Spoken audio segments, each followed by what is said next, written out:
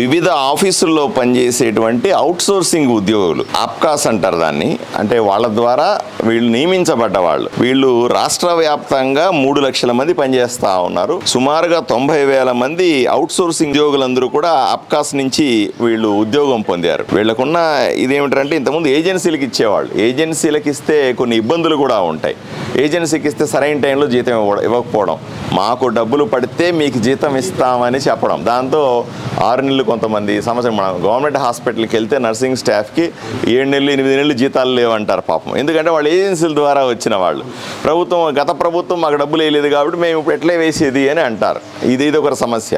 రెండోది వీళ్ళకు భద్రత కావాలి కదా. ఈఎస్ఐ పిఎఫ్లు డబ్బులు కట్టకపోవడం వల్ల వీళ్ళ ఆరోగ్యం పాడైతే ఈఎస్ఐకి పోలేరు, లేదా ప్రావిడెంట్ ఫండ్ లేకపోవడం వల్ల రిటైర్మెంట్ అయిన తర్వాత ఎటువంటి బెనిఫిట్స్ రాకుండా పోతాయి. ఇది ఒక పెద్ద సమస్య ఉంది.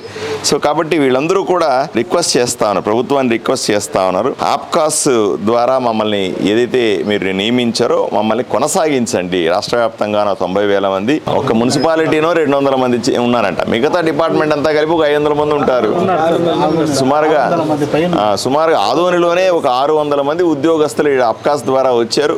వీళ్లకు భద్రత కల్పించండి, మాకు ఉద్యోగం పోతుందేమో లేకపోతే ఉద్యోగాన్ని తీసేస్తారనే వదంతులు వస్తూ ఉన్నాయి, మీరు దయచేసి ప్రభుత్వానికి మాట్లాడండి అని చెప్తున్నారు.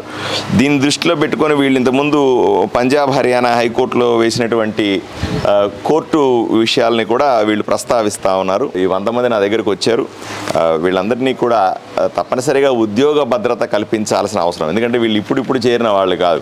కొంతమంది 5 ఏళ్ళ నుంచి చేస్తున్నారు, కొంతమంది 10 ఏళ్ళ నుంచి చేస్తున్నారు, కొంతమంది 20 ఏళ్ళ నుంచి 20 సంవత్సరాల నుంచి కూడా పనిచేస్తా ఉన్నారు. 20 సంవత్సరాలు ఒక డిపార్ట్మెంట్లో పనిచేసిన తర్వాత ఈరోజు ఉద్యోగంలో తీసేస్తామంటే ఎలా, మా కుటుంబాలు ఏమవుతాయి, మా పరిస్థితులు ఏమిటి అని ఆవేదన వ్యక్తం చేస్తా ఉన్నారు. ఇంకో విచిత్రం ఏంటంటే సమాన పని దినాలకు సమాన వేతనం ఉండదు వీళ్ళకి. అదే ఆఫీసులో గవర్నమెంట్ ఉద్యోగం చేసే వ్యక్తికి 10,000 రూపాయల జీతం వస్తే అంతకంటే ఎక్కువగా కష్టపడే అవుట్సోర్సింగ్ వ్యక్తికి కేవలం 3,000 రూపాయల జీతం వస్తుంది. ఇంత వ్యత్యాసం అంటే నేను 10,000 3,000 అనేది ఉదాహరణకు మాత్రమే చెప్తాను. అంటే సగం కంటే తక్కువ జీతం వీళ్ళకి వస్తుంది. నామమాత్రపు జీతం ఇచ్చి ఎక్కువ పని చేయించుకునే పరిస్థితుల్లో వీళ్ళు ఉన్నారు. కాబట్టి వీళ్ళని కాపాడుకోవాల్సిన అవసరం ఉంది. అన్ని డిపార్ట్మెంట్లో, మున్సిపాలిటీలో ఉన్నారు, అట్లాగే హెల్త్ డిపార్ట్మెంట్లో ఉన్నారు, ఇంజనీరింగ్ డిపార్ట్మెంట్లో ఉన్నారు, ఈఎస్ఐ హాస్పిటల్లో ఉన్నారు, ఐసిడిఎస్లో ఉన్నారు, అన్ని చోట్ల ఉన్నారు. కాబట్టి ఈ ఉద్యోగస్తుల్ని కాపాడుకోవాల్సిన బాధ్యత కూడా మనం ఉంది. తప్పనిసరిగా నేను అసెంబ్లీకి వెళ్తా ఉన్నాను. అసెంబ్లీకి వెళ్ళిన సందర్భంలో దీన్ని ముఖ్యమంత్రి గారితో ప్రస్తావిస్తాను. ఇక్కడ ఆదోనిలో ఉన్నటువంటి కార్మికుల లేదా రాష్ట్ర వ్యాప్తంగా ఉన్నటువంటి ఈ అవుట్సోర్సింగ్ కార్మికులకు సంబంధించిన ఇబ్బందుల్ని ఆయన దృష్టికి తీసుకెళ్తాను. వీలైనంత వరకు వాటిల్ని పరిష్కరించడానికి ప్రయత్నం చేస్తాను.